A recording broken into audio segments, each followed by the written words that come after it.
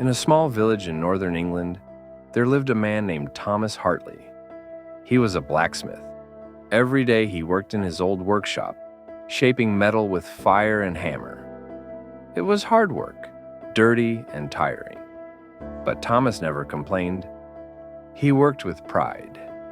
It was all he knew. Thomas had a young son named Jacob. From the time Jacob was little, he watched his father work. Every morning before school, Jacob helped in the workshop. He carried tools, cleaned ashes, and watched the fire burn. They were poor, but they were strong. They had each other. Life in the village was not easy. Slowly, people started leaving.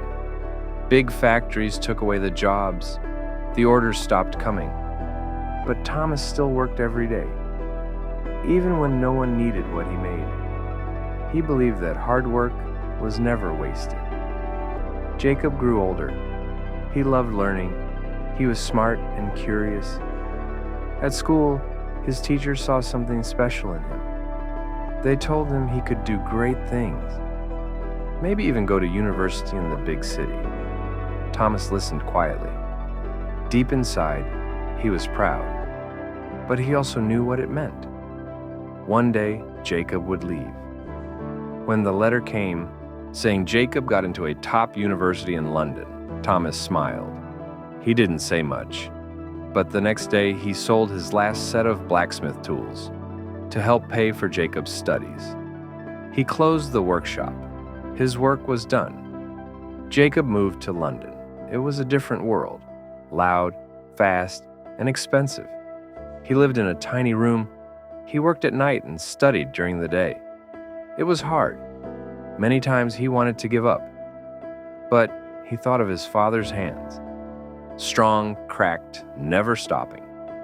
And he kept going. Years passed. Jacob finished university with top marks. He got many job offers. But instead of working for someone else, he decided to start his own workshop. Not a big factory, something small and special. A place where tools were made by hand, with care and skill, just like his father used to make. He named the workshop Hartley & Son. At the opening ceremony, the whole village came back to see.